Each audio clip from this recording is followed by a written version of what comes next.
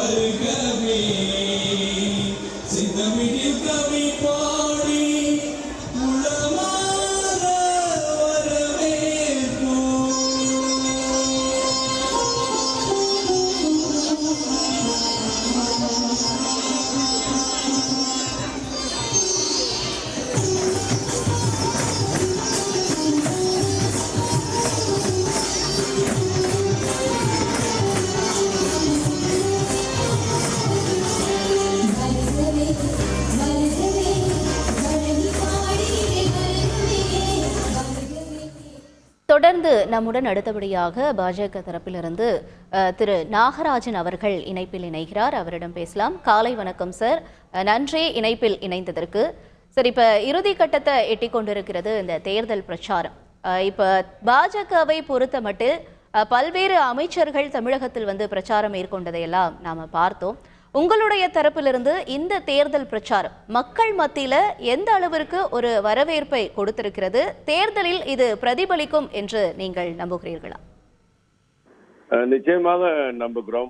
பாரத பிரதமர் 3வது முறையாக பிரதமராக பதவியேற்க இருக்கிற உலகத் தலைவர் நரேந்திர மோடி அவர்களுடைய பிரச்சாரங்கள், மத்திய அமைச்சர்களுடைய பிரச்சாரங்கள், மாநில தலைவர் அண்ணாமலை அவருடைய பிரச்சாரங்கள், கூட்டணி கட்சி தலைவர்களுடைய பிரச்சாரங்கள் எல்லாம் மக்களிடம் மிக மிக ஒரு நெருக்கமாக அவருடைய இதயத்திலே போய் சேர்ந்திருக்கிறது.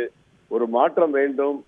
திராவிட கட்சிகளுடைய ஆட்சியில் தமிழகம் எந்த அளவிற்கு பின்னோக்கி சென்றிருக்கிறது, அடிப்படை திட்டங்கள், அவர்களுடைய தேர்தல் அறிக்கைகள் அனைத்துமே பொய்யான ஒரு தகவலாக இருக்கிறதை ஒழிய ஒரு தேர்தலில் கூட தன் சொன்ன வாக்குறுதியை நிறைவேற்றாத கட்சிகளைத்தான் நாம் இங்கே பார்த்து கொண்டிருக்கிறோம். மக்களுக்கு தேவையான ஒரு தொலைநோக்கு திட்டங்களை தரக்கூடிய பாரதிய ஜனதா கட்சியினுடைய கூட்டணி, தேசிய ஜனநாயக கட்சியினுடைய கூட்டணி மத்தியிலே வந்தால்தான் தமிழகம் எப்பொழுதும் போல வளமாக தமிழக மக்களுக்கு தேவையான அடிப்படை வசதிகள் அனைத்தும் கிடைக்கும் என்ற நம்பிக்கை மக்களுக்கு ஏற்பட்டிருக்கிறது. இது கார்ப்பரேஷன் தேர்தல் அல்ல, சட்டமன்ற தேர்தல் அல்ல, உள்ளாட்சி தேர்தல் அல்ல. இந்த இந்திய தேசத்தை 142 கோடி மக்களை காப்பாற்றக்கூடிய தலைவர் யார், 142 கோடி மக்களை வழிநடத்தக்கூடிய தலைவர் யார் என்ற சிந்தனை மக்கள் மனதில் ஆழமாக பதிந்திருக்கிறது.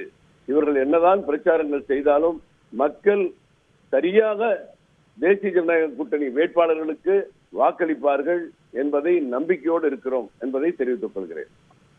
சரி, இப்ப தமிழகத்தை பொறுத்த வரைக்கும் கண்டிப்பா இந்த முறை பல்வேறு இடங்கள்ல வெற்றி பெறணும் அப்படிங்கறதா பாஜக தரப்புல இருந்து இருக்கக்கூடிய ஒரு பிரதான எண்ணமாக இருக்கிறது. அவ்வாறாக இருக்கும் பட்சத்தில் நிறைய முக்கிய தலைவர்கள் தமிழகத்தில் களம் காண்கிறார்கள். நீங்கள் சொன்ன மாதிரி பாஜக தலைவர் அண்ணாமலை அவர்கள், மேலும் முன்னாள் ஆளுநர் தமிழிசை சவுந்தரராஜன் அவர்கள், இவங்களுடைய இந்த வாக்கு சதவீதம் என்பது இப்ப நடந்து கொண்டிருக்கக்கூடிய இந்த தேர்தல் பிரச்சாரத்தை பொறுத்த மட்டிலும் எந்த அளவிற்கு வந்துட்டு உறுதியாக இருக்கு அப்படின்னு சொல்லிட்டு நீங்க நினைக்கிறீங்க? முன்னாள் ஆளுநர் மட்டுமல்ல, மத்திய அமைச்சர் முருகன் அவர்கள் கூட களத்தில் இருக்கிறார். சட்டமன்ற பாஜக குழு தலைவர் நயினா நாகேந்திரனுடைய களத்தில் இருக்கிறார். எங்கள் கட்சியினுடைய கூட்டணி கட்சி தலைவர்கள், முக்கியமான தலைவர்கள், அந்த கட்சிகளை வழிநடத்தக்கூடிய தலைவர்கள் எல்லாம் களத்தில் இருக்கிறார்கள்.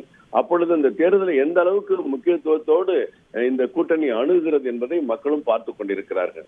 நீங்கள் பாஜக காலூன்ற முடியுமா வேரூன்ற முடியுமா என்ற கேட்ட இந்த தமிழகத்தில் பாஜக 18% 20% ஓட்டு பெறும், 5 to 6 இடங்களை பெறும் என்ற நடுநிலையான பத்திரிகைகள் தொலைக்காட்சிகள் எல்லாம் கருத்து கணிப்புகளை வெளியிடுகிற பொழுது அதை நீங்கள் நன்கு உணர்ந்து கொள்வீர்கள். எந்த அளவிற்கு பாரத பிரதமர் நரேந்திர மோடி அவருடைய திட்டங்களும் தேசிய ஜனநாயக கூட்டணி வேட்பாளர்கள் மீது இருக்கிற நம்பிக்கையும் மக்களிடம் கொண்டு சேர்ந்திருக்கிறது என்பதை நீங்க நன்கு புரிந்து கொள்வீர்கள்.